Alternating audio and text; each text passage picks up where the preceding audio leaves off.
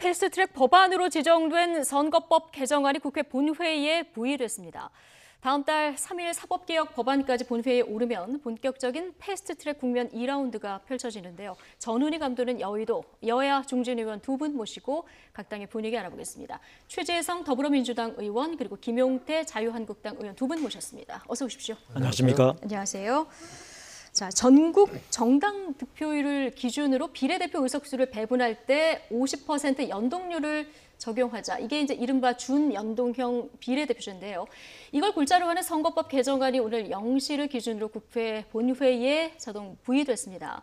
당장 내년 총선의 룰을 정하는 선거법 협상인데 하지만 여야 간 협상 진전이 지금은 없어 보이죠. 관련 영상 먼저 보고 오시겠습니다.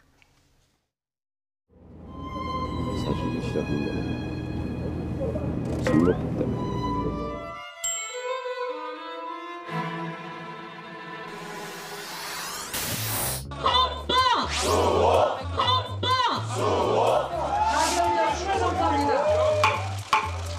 선거제도 개혁을 이루자는 여야 사당의 의지의 산물이라고.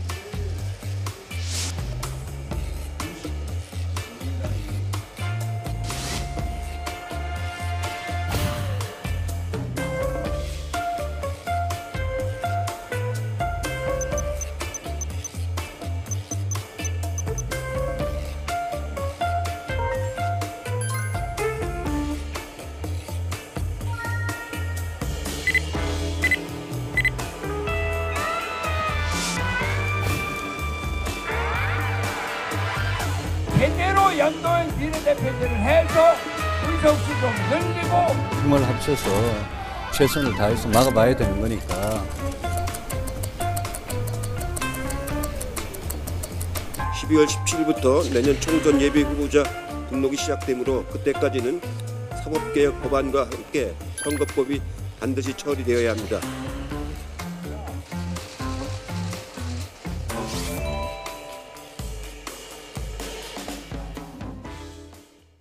네. 지금부터는 국회의장이 법안을 상정해서 이제 표결로 갈 수 있는 상황은 된 겁니다. 다음 주 화요일에 또 사법개혁 법안들 이제 부의가 되는데 여당에서는 지금 이때까지는 계속 협의를 계속하겠다 이런 입장이신 거죠? 그렇습니다. 예. 지금 오늘 저 이해찬 대표의 얘기 17일까지 이날이 이제 총선 예비 후보 등록일인데요. 이날까지는 반드시 뭔가 결론이 내려져야 된다 이런 입장이고 이인영 원내대표도 이때까지는 전체가 합의를 해야 된다. 뭐 여야 막론과 전체가 합의돼야 된다 이런 입장을 밝혔는데요. 어떻게 보십니까? 가능할까요? 민주당은 최대한 마지막까지 협상과 협의를 하려고 합니다. 그리고 자유한국당도 최근에 여러 가지 이제 구상을 놓고 이런저런 이제 이야기들이 나오고 있어서요. 가능성도 저는 조금 있다 이렇게 보고 있고요. 당연히 이 선거구제 개편안은 사실 의석수로만 따지면 민주당이 제일 손해입니다. 예. 그래서 물론 이제 진영 논리로 범개혁이 많이 의석을 얻는 거 아니냐 이제 이런 얘기도 있지만요. 지금 야권이 지금 단일화하지 않기 때문에 꼭 그것이 적용되는 것도 아니거든요. 네. 바른미래당도 있는 거고요. 그래서 이 문제는 이거 아니면 저거다 이런 생각으로 임할 문제가 아니고 어떻게든 조금씩 손해를 보더라도 타협을 하면 마지막 가능성은 저는 있다고 보고요. 그렇게 지금 노력을 하고 있습니다. 예. 지금 한국당 나경원 원내대표 얘기 들어보면은 이 패스트트랙에 올려진 선거법 원천무효다. 처음부터 다시 논의돼야 된다 이런 입장을 저희가 들었었는데 지금 최재성 의원님 얘기 들어보면은 어떤 구상에 대한 이야기가 한국당 쪽으로도 나와서 마지막 협상 가능성도 있어 보인다 이런 그 희망 섞인 발언을 주셨거든요. 어떻습니까? 선거법 관련해서는 국회에 움직일 수 없는 관행이 하나 있고 절대 넘어서는 안 되는 마지노선이 있습니다. 움직일 수 없는 관행은 여야 합의하에 선거법을 통과시켜야 한다는 거죠. 이 점에 대해서는 우리 최재성 의원님 말씀하신 대로 이 막판까지 협상에 다 최선을 다해야 되는 게 맞습니다. 다만 넘지 말아야 할 마지노선은 뭐냐면 국회의원 정수 늘리는 겁니다. 예. 정말 이 뭐 사상 최악의 국회라는 오명가직도 지금 이제 덮어 씌워진 20대 국회에서 이 막판에 이 여야가 야합을 통해서 국회의원 정수를 늘린다고 한다면 아마도 국민들이 용서하지 않을 겁니다. 예. 따라서 저는 절대 넘지 말아야 할 마지노선 국회의원 정수는 늘리지 않으면서 어떤 움직일 수 없는 관행이었던 여야 합의를 통해서 이 문제 처리하기 위해서 최선을 다해야 된다. 그럼 정수를 늘리지 않는 범위 안에서 여야 합의가 좀 도출될 가능성이 있는 것으로 뭐 보시는 거군요. 막판까지 노력해봐야 되겠죠. 예. 그게 이제 정치니까요. 네. 이제 다만 저도 지금 국회의원인데 지금 현재 선거법을 잘 이해를 못 하겠습니다. 너무 어렵다. 예. 그 연동형은 이해를 하겠는데 그것을 절반을 해가지고 연동을 해서 비례대표 의석을 권역별로 배분하면서 다시 석패율을 도입하고 뭐 이런다는 말이 도대체 어떻게 지금 저는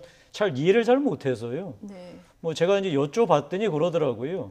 심상정 의원 뭐 그때 정개특위 위원장께서는 국민들은 잘 모르셔도 된다고 그러고 제가 이걸 그래서 정개특위를 직접 담당했던 전문위원한테 물어봤습니다. 그랬더니 본인들께서도 그러시더라고요.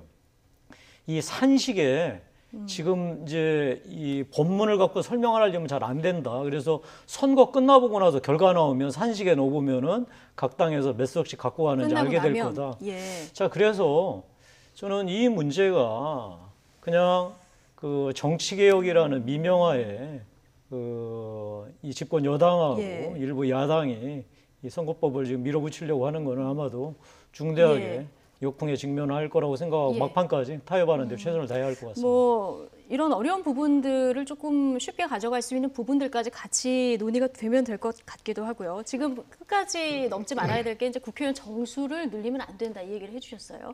지금 패스트트랙에 올려진 선거법을 보면 지역구 의석수가 225석 그리고 비례대표가 75석인데 지금 각 당마다 이제 합의를 한 당마다도 의견이 조금씩 다른 이런 상황이에요. 그렇다 보니까 이 비율을 어느 정도로 할 것인가. 250대 50도 얘기가 나오고 240대 뭐 60도 나오는데 사실 250대 50 하면 지금 지역구가 253석이잖아요. 별 실익은 없는 것 같고 지금 어디까지 논의가 된 상황입니까? 뭐 논의가 아직 이렇게 구체화된 거는 아니고요. 우선 이제 정수 확대라는 것은 잘못된 전제입니다. 일부 야당에서 정수 확대를 얘기를 하고 해왔죠. 그러나 그것은 불변의 원칙입니다. 그래서 자유한국당 제1야당도 정수 확대 우려를 전제로 생각을 하면 타협점이 안 만들어집니다. 그래서 정수 확대는 없습니다. 그러면 만약에 그러면 이거는 기본으로 그렇습니다. 깔고 기본으로 깔고 얘기를 해야 좀 좁혀지죠. 그래서 그렇지 않은데 왜 정수 확대 혹시 하는 거 아니냐 이러면 아예 얘기가 안 되잖아요. 그거 절대 없고요. 있지도 않은 것을 전제로 하는 것은 안 된다 이런 생각이고요. 우선 지금 225석 그다음에 75석인데요. 240대 60 뭐 이런 얘기도 있고 250대 50 이런 얘기도 있습니다. 다만 중요한 거는 자유한국당이 연동형 비례를 받아주면 그게 비례 의석이 60석이든 50석이든 반은 연동형 비례로 가고 나머지 이제 50% 예를 들어서 뭐 60석이 비례다 그러면 30석은 연동형 비례로 가고 나머지 30석을 갖고 정당 득표율대로 갖고 가니까 1, 2당이 의석수가 비례 의석수가 줄어드는 거죠. 그래서 지역구를 가능한 한 이제 유지를 하자. 이게 이제 250대 50 아니고요. 또 요게 이제 지역구 문제만 볼 게 아니고요. 자유한국당 입장에서는 지금 비례 의석수가 적을수록 좋다. 지역구가 많을수록 좋다. 이제 이게 기본적인 생각 아닙니까? 그래서 75에서 60에서 50 이런 얘기가 다양하게 나오고 있는 겁니다. 한국당에서는 비례대표를 아예 없애자 이런 얘기까지 사실 나왔었는데 사실 이 선거법에 대해서 논의가 시작된 게 승자 독식 구조에 의한 표의 왜곡을 좀 막아보자 이렇게 시작이 된 건데 이렇게 되면 이게 좀 거꾸로 가는 거 아니겠습니까? 이 뭐 선거의 가장 핵심이 결국은 당에서 내세우는 후보에 대한 선택 아니겠습니까? 뭐 예를 들어서 일본이나 미국 같은 경우에는 소선거구제 즉 한 지역구에서 최다 득표를 한 사람이 이제 국회의원이 되는 것으로 끝이죠. 사실 이 비례대표라는 게 직능 대표성이라는 이름으로 우리 선거에 도입됐는데 예. 뭐 아시다시피 비례대표가 그 선출 과정이 불투명하다 보니까 제대로 된 민의의 반영이냐 그리고 직능 대표성도 정말 제대로 띈 것이냐는 비판에 시달렸던 게 사실입니다.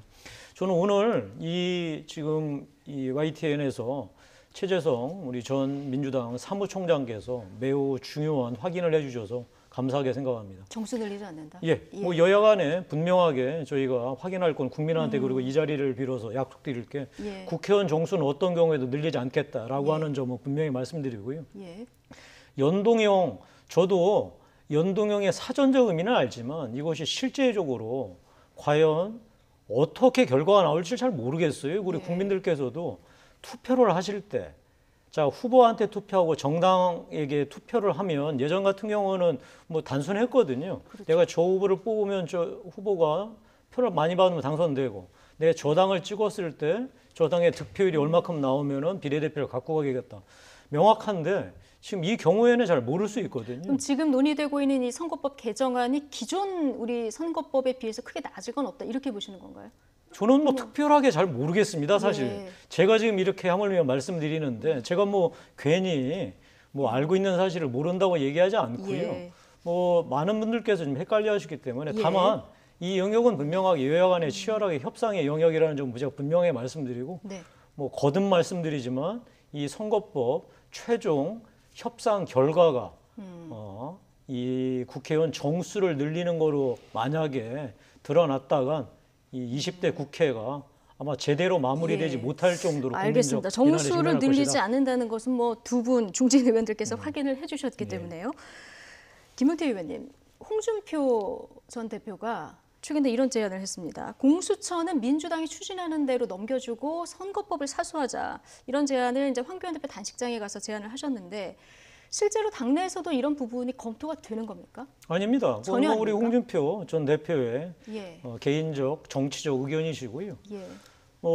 이 선거법 아까 말씀드린 대로 여야 간에 마지막까지 치열한 협상을 해야 할 거고 공수처법은 제가 한 가지만 말씀드리겠습니다. 예. 오늘 뭐 얘기가 나올지 모르겠지만 유재수 지금 이제 문제가 되고 있는 이 국회 네. 전문위원. 자, 이런 사람 비리를 우리가 어떻게 지금 잡아낼 수 있을까요?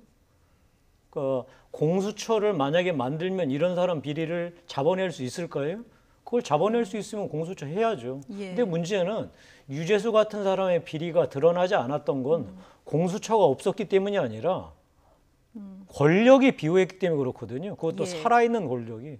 자, 이 점에서 제가 늘 말씀드리지만 검찰 개혁이야말로 이 권력으로부터의 독립 이것을 확실하게 담보해낼 때만 이 권력형 비리를 막을 수 있고 저는 지금 검찰이 예전에는 이것을 밝혀내지 못하다가 지금 이제 밝혀내고 있는 이 상황까지 온 게 결국 검찰이 이제 정신 똑바로 차리고 살아있는 권력의 비호를 받는 이 비위들을 캐내겠다. 작정하면 못할 거 없습니다. 네. 저는 하여튼 이 점에 대해서 예. 이 고위 공직자 이 비리수사처. 수사처도 여기에 입각해서 문제를 바라봐야 되지 않나 싶습니다. 지금 자연스럽게 공수처법으로 넘어왔는데요. 지금 한국당에서는 공수처가 도입되면 오히려 이 독립적인 수사나 이런 것이 더 어려워질 것이다 이렇게 보고 있거든요. 이 부분에 대해서 민주당 의견은 어떠십니까? 우선은 특정한 현상이나 사안을 가지고 전체를 분석을 하고 판단하는 것은 굉장한 과잉이고 오류입니다. 그래서 이것은 권력의 견제와 균형 또 무소불위 권력의 오남용과 또 월권 이 과정에서 별건 수사하고 또 피의사실 유포하고 이러면서 인권과 방어권이 소멸되고 네. 이것이 더 나아가서 무소불위의 검찰권으로 인사나 사회를 움직일 수 있다고 착각하고 실제로 그렇게 시도하는 것 속에서 이게 대한민국이 후진적인 이 권력관계를 유지하게 예. 되는 거거든요. 그래서 이것은 여야를 넘어서 오랫동안 제기해왔던 문제입니다. 그런데 문재인 정부 때문에 안 된다. 문재인 정부이기 때문에 안 된다. 이런 사건이 일어났기 때문에 안 된다. 이것은 조금 논리적으로나 사고의 방식이 조금 합당치 않다 이렇게 보고요. 이 문제는 저는 무조건 해야 됩니다. 세계적으로 이런 검찰이 없지 않습니까? 그래서 해야 되는 문제고 자유한국당에서도 이미 발의도 했었고 주장도 했었고 사실 원조는 자유한국당 전신부터 이게 나왔던 문제니까요. 이 문제를 하나의 사건, 하나의 현상으로 이렇게 대입을 해서 반대 논리를 피는 것은 조금 지나친 것이다. 이렇게 공수처의 독립성 부분을 확보하는 부분, 이 부분은 앞으로 협상 과정에서는 논의가 더 되는 거죠? 저는 사실상 더 할 게 없다고 보고요. 왜냐하면 공수처장의 추천위원회 자체가 여당이 함부로 할 수가 없습니다. 그래서 60%의 이상의 찬성으로 추천할 수 있거든요. 2인을. 그 추천된 2인을 두고 대통령이 임명하는 건데 이미 지금 야당이 7명 중에 지금 2명을 추천을 하게 돼 있습니다. 추천위원을. 그래서 추천 과정에서 이미 이건 사실상 합의하지 않으면은 2명을 합의하지 않으면은 추천할 수가 없는 겁니다. 그다음에 쟁점이 되고 있는 건 이겁니다. 수사권과 기소권을 동시에 갖고 있고 또 검사 동일체 등등으로 무소불위 권력 검찰에 이것을 맡길 수 없기 때문에 고위공직자에 한해서는 공수처에서 하자. 그리고 수사도 하고 기소도 하자. 그러니까 두 가지 다 갖고 있으면 이거 과잉 아니냐. 이제 이런 지적이 있는데요. 당장 지금 검찰개혁에서도 이 부분을 분리시키자 이러는데 공수처는 왜 둘 다 주느냐 이런 지적. 그렇지 않습니다. 공수처에서 분리를 했습니다. 대상별 사안별로 분리를 했습니다.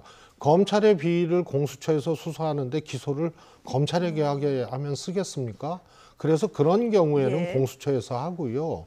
국회의원 등의 경우에는 검찰이 기소를 합니다. 알겠습니다. 어쨌든 지금 선거법, 공수처법 결사 반대 외치면서 황교안 대표 단식 오늘로 8일째를 맞고 있는 이런 상황입니다. 황 대표 건강도 지금 계속 악화되고 있다. 현장에서 이런 소식도 들려오는데요. 나경원 원내대표, 제1야당 대표가 목숨 걸고 투쟁 중인데 기어이 부의를 강행하는 건 금수만도 못한 야만의 정치다. 오늘 이렇게 강한 비판의 날을 세웠습니다. 듣고 오시겠습니다. 날치기 표결에 의한 날치기 법사위 부의, 그리고 그로 인한 날치기 본회의 부의는 명백히 불법입니다. 정말 온몸으로 목숨을 걸고 우리 제1야당의 이야기를 들어달라고, 국민의 절반의 목소리를 들어달라고 호소하고 있습니다. 이런 상황에서도 기어이 부의를 강행하는 것은 금수만도 못한 야만의 정치입니다. 네, 일단 황교안 대표 오늘 뭐 현장에서 들리는 얘기 들어보면 이제 사람도 잘 못 알아본다 이런 얘기가 들립니다. 혹시 그 농성장 한번 가셨습니까? 네, 몇 번 갔었죠.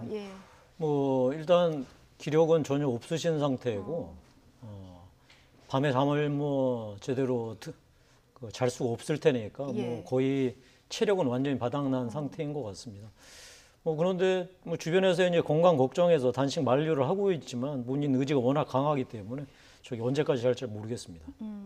지금 현장에서 계속 만류하고 있는 상황인데 의지가 강하다.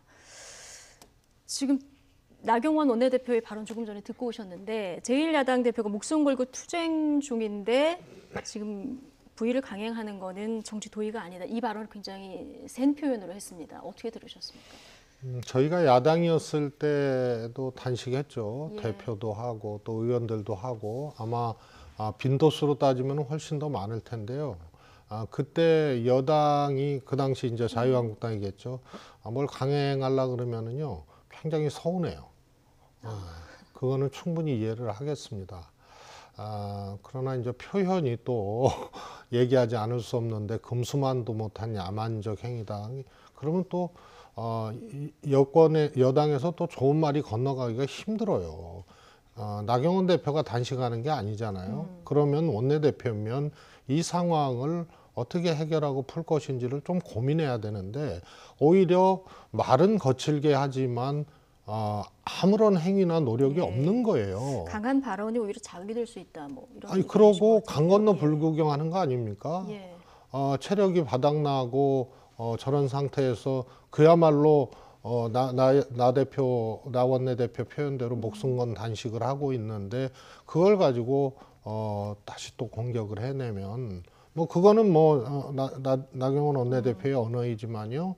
어떻게 해결할 것인가를 조금 원내대표라면 해야 네. 이렇게 어렵게 단식하고 있는 황교안 대표에게 진정성 있게 이 대하는 태도가 느껴질 거 아닙니까? 그래서 빨리 협상해야 됩니다. 원내대표가 해야 됩니다. 원내대표끼리 협상이 지금 답이다. 지금 민주당도 이제 집권 여당이니까 제1야당 대표 단식이 길어지면 부담이 될 수밖에 없는 상황인데 어떤 단식을 풀 방안들 원내대표들끼리 협상 말고는 뭐 다른 방안들이 또 논의되는 게 혹시 있으십니까? 우선은 원내대표 간의 협상이 굉장히 중요합니다. 그리고 당대표는 원내대표끼리의 협상이 안 될 때 과거에는 당대표들이 직접 만나서 또 협상도 하고 그랬는데요. 큰 물꼬는 당대표들이 풀었죠. 근데 이것이 실종됐고 최근에는 또 아시다시피 황교안 대표께서 단식 상태이기 때문에 원내대표 협의가 굉장히 중요합니다. 그리고 말씀드렸다시피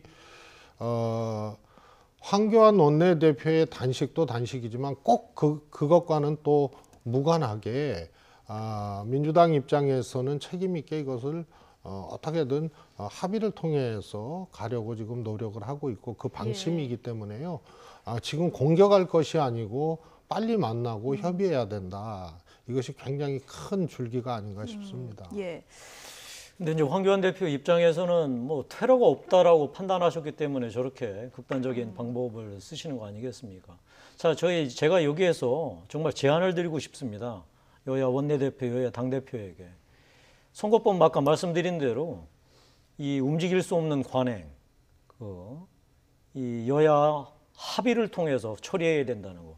근데 공수처는 우리 국가의 사법체계의 중대한 틀을 바꾸는 거기 때문에 국민의 뜻을 무릅시다. 그래서 이번 총선에서 각 당이 공약을 내걸고 총선 승리 여부를 갖고서 공수처 설치 여부, 검경, 수사조절권을 포함한 검찰 개혁 방안을 다루면 안 되겠습니까? 총선 후에 이제 그렇습니다.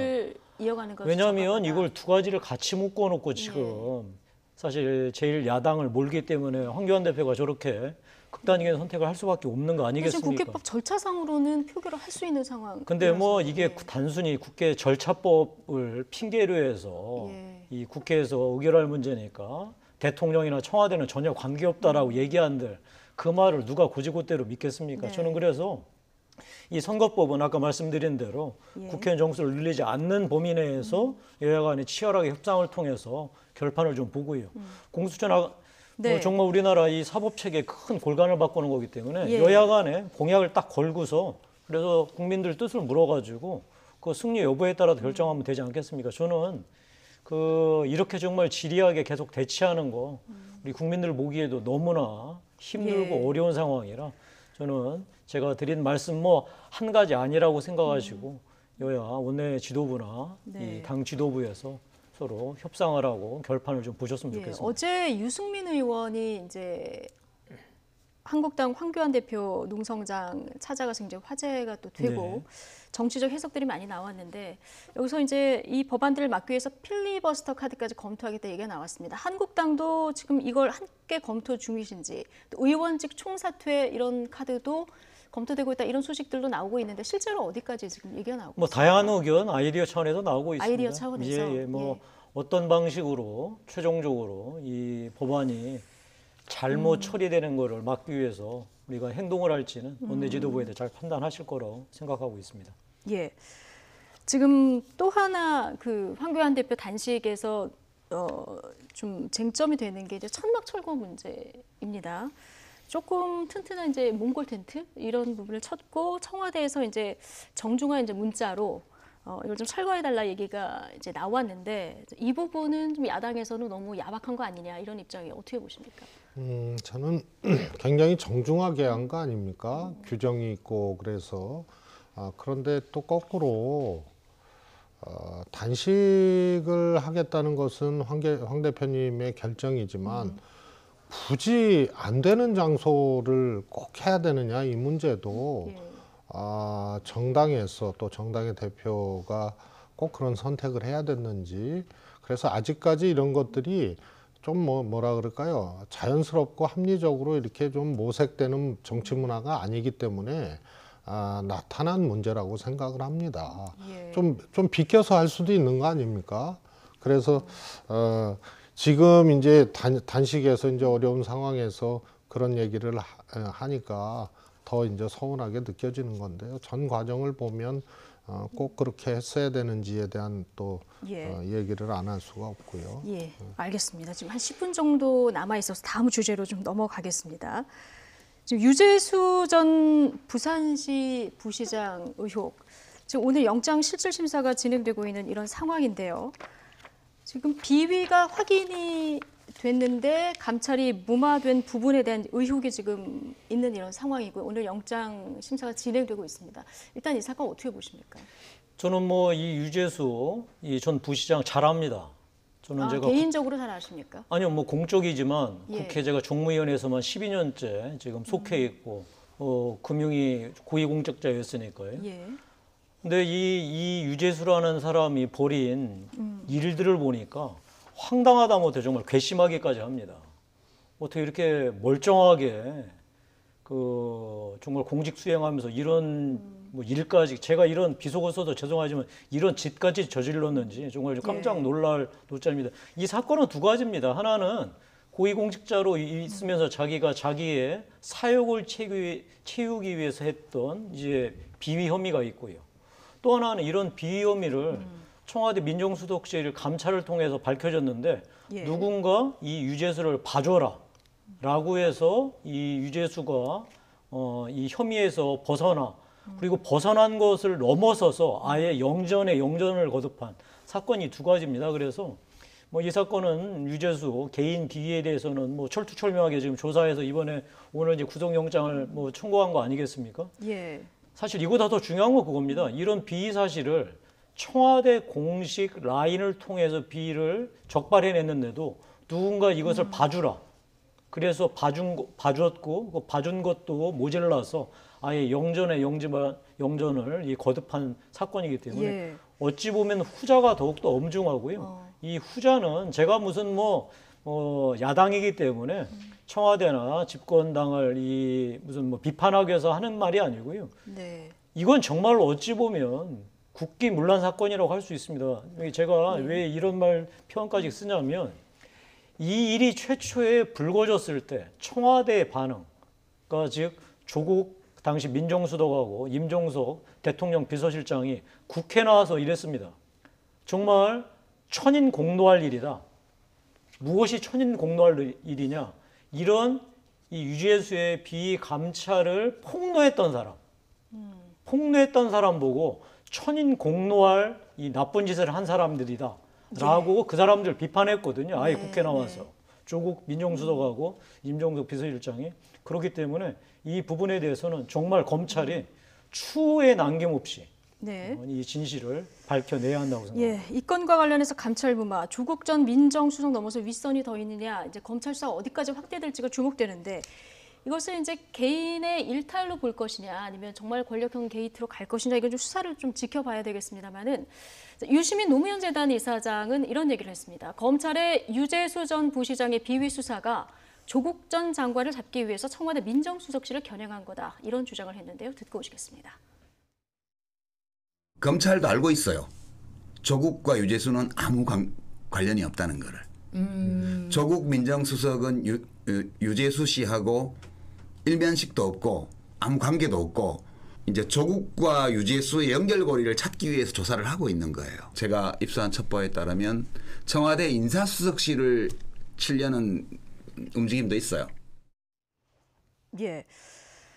자, 조국 전 장관과 유재수 전 부시장엔 일면식이 없다. 지금 그러니까 조국 전 장관을 잡기 위해서 지금 민정수석실을 표적으로 겨냥한 거다, 이 얘기를 하면서 유시민 이사장이 이 사건을 동부지검에서 그대로 수사를 하면 이게 이제 개인형 비리 수사인 거고 만약에 서울중앙지검으로 넘어가면 이거 표적 수사다, 이런 얘기를 했거든요. 어떻게 보십니까?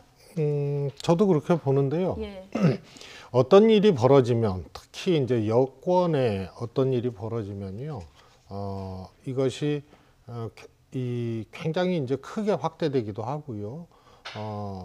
과거에 이제 원노비 사건이라든가 이런 걸 봐도 이제 그런 사례들이 있고요. 참여정부 때 러시아 유전 뭐 그 특검까지 했는데 뭐 아무 문제가 없었지 않습니까? 근데 이 문제는 우선 개인의 일탈은 분명히 있었다.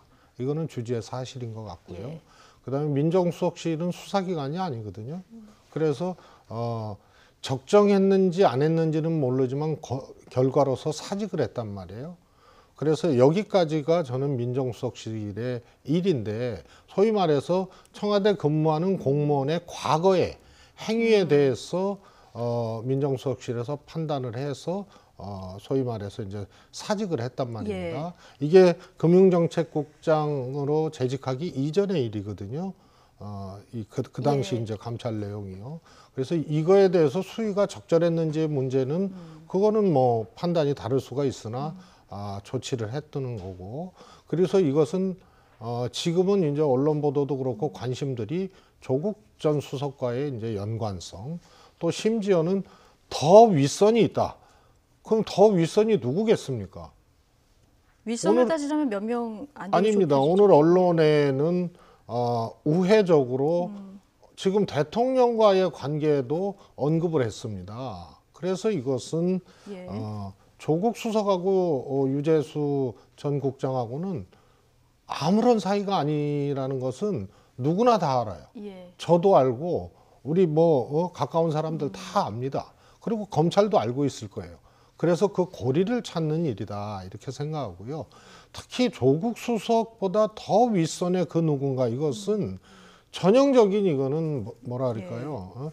공작적 냄새가 나는 거예요. 예, 그런데 이제 특별감찰을 지시했는데 비위가 드러난 상황에서 이 감찰이 또 중단된 이런 상황에 대해서 좀 의혹의 시선이 있는 거는 좀 분명한 것 같고요. 제가 이 그럼 말씀 뭐 한마디 예. 꼭 드려야 될 것 같습니다. 저 언론인을 자처하는 유시민 이사장한테 꼭 이 말씀 전하고 싶습니다. 그러니까 유시민 이사장 얘기는 귀담아 듣되 네. 반대로 해석하면 됩니다. 자, 이 유재수 건도 조국 민정수석하고 유재수하고 뭐 일면식도 없을 수 있죠. 그런데 중요한 거는 드러난 사실은 뭐냐면 조국 민정수석실에서 감찰 무마 의혹이 나왔다고 지금 이제 사실로 드러나고 있다는 겁니다. 자, 조국 민정수석이 감찰 무마를 직접 지시하지 않았으면 조국 수석이 민정수석에서 벌어진 감찰 무마 의혹을 누가 했다는 말입니까? 자, 이거를 간단하게 이 검찰이 밝혀내면 된다는 말씀 꼭 네. 드리고 싶습니다. 알겠습니다. 지금 여기에 청와대 민정수석실장에서 하명 수사 논란이 또 지금 불거진 상황입니다. 경찰이 지난 6.13 지방선거 앞두고 김기현 당시 울산시장, 이제 한국당 소속인데요. 비위 첩보 청와대로부터 넘겨받아서 수사에 들어간 정황을 검찰이 포착해서 지금 수사를 하고 있다, 이런 보도가 나왔는데, 이게 사실이라면은 뭐 파장은 간단치 않을 것 같은데요. 청와대는 또 첩보를 입수하면 당연히 이거는 이첩을 해서 관계기관에 수사하는 게 맞다, 이런 입장이거든요. 자, 이거는 두 가지만 정확하게 짚고 예. 싶습니다. 경찰에 고발된 날 바로 당사자를 조사 시작했습니다. 이런 경우는 없거든요. 자, 이것만 봐도 이 경찰의 수사가 무엇을 겨냥했는지 알 수 있고, 네. 비슷한 시기에 그러니까 이거보다 훨씬 중한 혐의점이 발견돼서 수없이 많은 고발이 들어간 사건이 있었습니다. 바로 울산 옆에 있는 경남 도지사 이 후보에 출마했던 김경수 당시 예. 후보였죠. 여기에 대해서는 경찰이 그야말로 유야무야 수사하다가 흐지부지 끝나고 말았습니다. 그런데 예. 결과는 정반대로 나왔습니다. 그렇게 완전히 철두철미하게 수사했던 그 당시 김기현 예. 그 후보의 그 가족들의 혐의에 대해서는 무죄로 나오고 네. 김경수 후보는 본인 스스로가 지금 바로 기소되지 않았습니까? 이 점만 예. 봐도 경찰의 당시 수사가 얼마나 편파적이고 일방적이었는지 예. 이 점도 끝까지 진실을 파헤쳐야 할 예, 것입니다. 이제 황운하 대전지방경찰청장이 울산지방경찰청장으로 있었을 때 일인데, 황운하 청장이 오늘 나는 이게 본청에서 이 첩보를 입수했고 민정수석실에서 온지는 모른다, 이런 입장을 밝혔거든요. 이 건은 어떻게 보십니까? 제가 이것을 구체적으로 파악하고 있지는 않습니다만 하명 수사라는 것은 있을 수 없는 일입니다. 특히 선거를 앞두고 후보자에게 타겟팅을 해서 하명 수사를 이렇게 하는 것은 그건 상상할 수 없는 일이고요. 또 사안이 간명하면 수사가 빨리 될 수도 있습니다. 예. 김경수 지사의 경우처럼 사안이 복잡하고 등장인물도 많고 또 이것이 또 일종의 이제 가상 공간에서 이루어지거나 인터넷 공간에서 이루어지거나 뭐 사건이 복잡하잖아요. 이런 것은 조금 이렇게 수사 착수에 시일이 걸리는 경우들이 있습니다. 예. 그래서 그렇게 딱 단선적으로 할 문제는 아니고요. 이것의 포인트는 목적을 가지고 야당의 후보자를 손해 내지는 낙선을 끼치거나 시키기 위해서 하명 수사했느냐 요거거든요. 그렇죠. 예. 그래서 그것은 너무 지나친 거다. 앞선 경우도 저는 뭐 간단히 말씀드리면요. 조국 민정수석이 감찰을 막 하고 청와대 민정실 직원들이 하는데 이것을 수석의 지위를 남용해서 하지 말라고 했다면 이것은 문제가 될 수 있습니다. 그러나 민정수석실의 회의를 통해서 예. 협의를 통해서 이거는 사직시키는 것이 맞다. 이렇게 결론이 났으면 이것은 또 그것이 정도가 과했느냐 부족했느냐 이것은 따질 수 있어도 그것 자체를 침소봉대하는 것은 저는 그것은 좀 오버하는 거라고 생각합니다. 지금 이래저래 여러 갈래 검찰 수사가 조국 전 장관 재임 시절 민정수석실을 향하고 있는데 이게 가족 문제를 넘는 일이라서 좀 수사 상황을 지켜봐야 될 것 같습니다. 자, 최재성 더불어민주당 의원, 김용태 자유한국당 의원 오늘 두 분과 함께했습니다. 고맙습니다.